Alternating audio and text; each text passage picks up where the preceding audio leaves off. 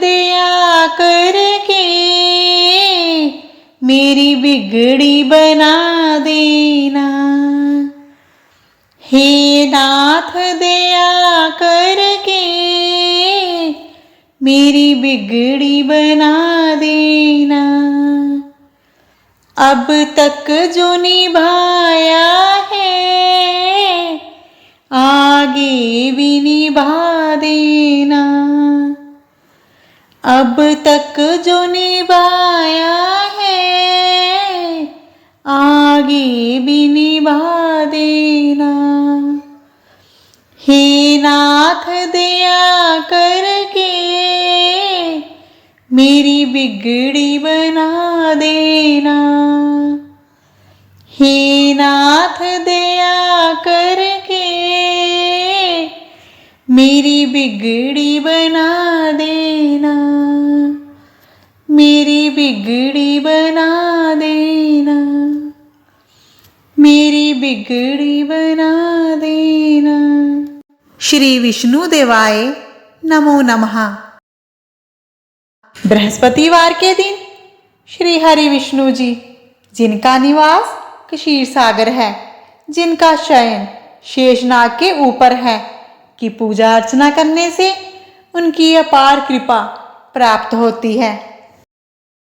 श्री हरि विष्णु जी शीघ्र ही प्रसन्न होकर अपने भक्तों की सारी मनोकामनाएं, सारी इच्छाएं पूर्ण करते हैं।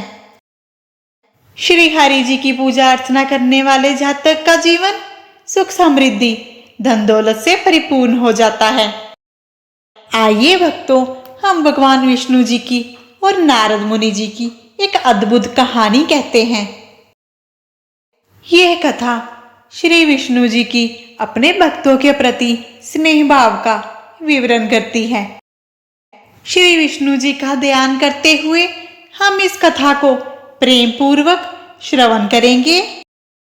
एक बार श्री विष्णु जी शेषनाग पर शयन कर रहे थे, तब वहां पर श्री नारद मुनि जी आ गए। नारद मुनि जी ने विष्णु भगवान जी से कहा, भगवान, क्या मैं आपको एक प्रश्न कर सकता हूं?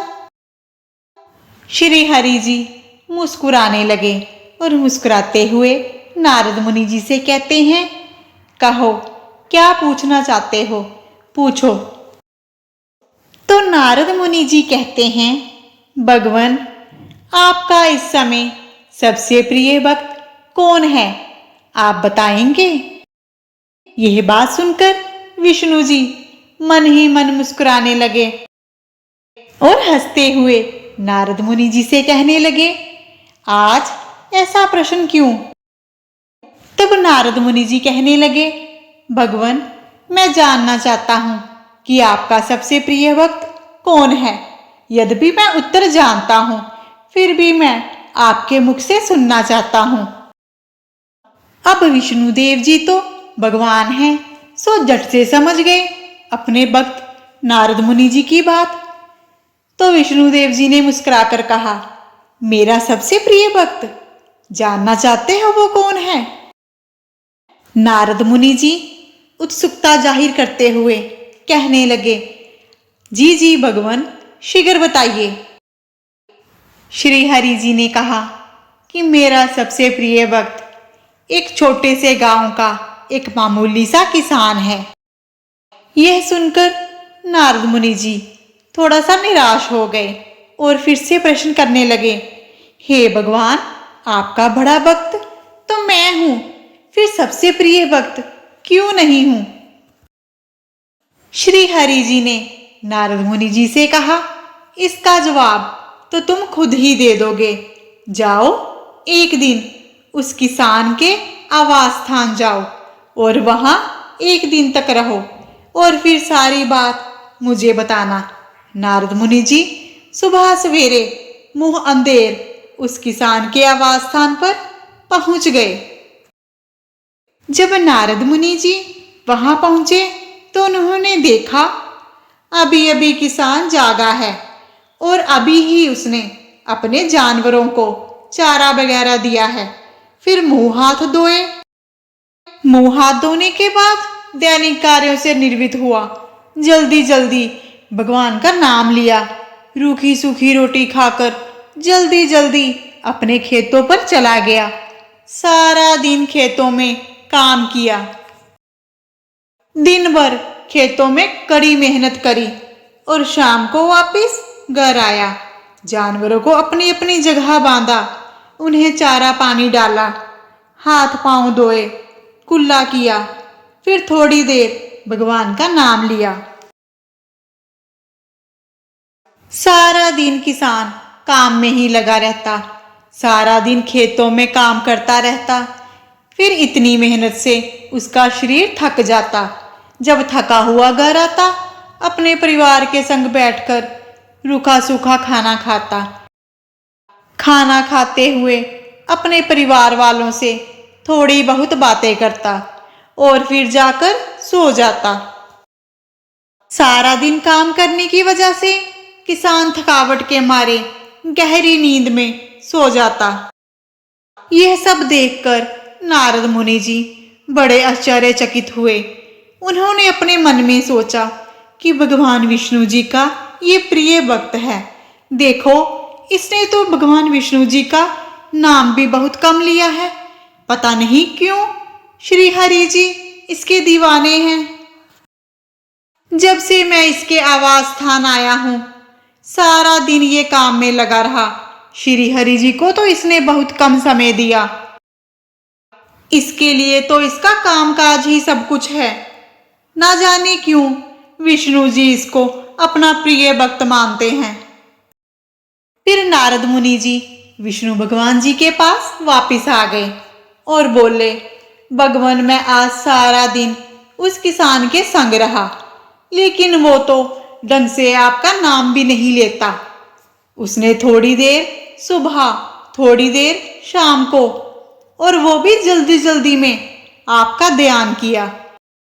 मुझे तो लगा कि मैं किसी ऐसे भक्त के पास जा रहा हूं जिसको आपके नाम के सिवाय और कुछ पता ही नहीं, परंतु यह तो सारा दिन अपने कामकाज में लगा रहता है। फिर ये आपका प्रिय भक्त कैसे हुआ? हे भगवान, आपका प्रिय भक्त तो मुझे होना चाहिए। मैं तो 24 घंटे सिर्फ आप ही का ही नाम जपता हूँ। क्या अब भी आप सबसे प्रिय भक्त उस गरीब किसान को मानते हैं? श्री हरि विष्णु जी ने नारद मुनि जी की बात सुनकर कहा, अब इसका जवाब भी तुम मुझे खुद ही देना। ऐसा कहकर भगवान विष्णु जी ने एक कलश अमृत से भरा हुआ नारद मुनि जी को दिया और बोले, इस कलश को लेकर तुम तीनों लोगों की परिक्रमा करके आओ, लेकिन ध्यान रहे, अगर एक बूंद भी अमृत नीचे गिरा तो तुम्हारी सारी भक्ति और पुण्य नष्ट हो जाएंगे। नारद मुनि जी ने झट से वो अमृत से भरा हुआ कलश पकड़ा और निकल पड़े तीनों लोकों की परिक्रमा करने। तीनों लोकों की परिक्रमा करने के बाद नारद मुनि जी वापिस विष्णु भगवान जी के पास आ गए। नारद मुनि जी बहुत खुश थे। उन्होंने कहा, भगवान, मैं तीनों लोकों की परिक्रमा करके वापिस आ गया और मैंने एक भी बूंद अमृत की नीचे नहीं गिरने दी। तब श्री हरि जी बोले, हे नारद मुनि, परिक्रमा के दौरान तुमने कितनी बार मेरा नाम लिया, कितनी बार मुझे स्मरण किया, जरा बताओगे? यह सुनकर श्री नारद मुनि जी एक पल के लिए चुप हो गए। उन्होंने मौन धारण कर लिया।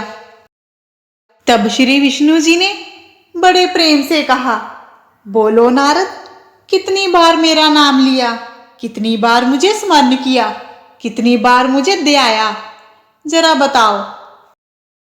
तब नारद मुनि जी धीमे स्वर में बोले, हे भगवान, मेरा तो सारा ध्यान इस अमृत पर था, फिर मैं आपका ध्यान कैसे करता? आप ही ने मुझे कहा था कि इस अमृत की एक भी बूंद नीचे ना गिरने पाए, नहीं तो मेरी सारी भक्ति, मेरे सारे पुण्य नष्ट हो जाएंगे।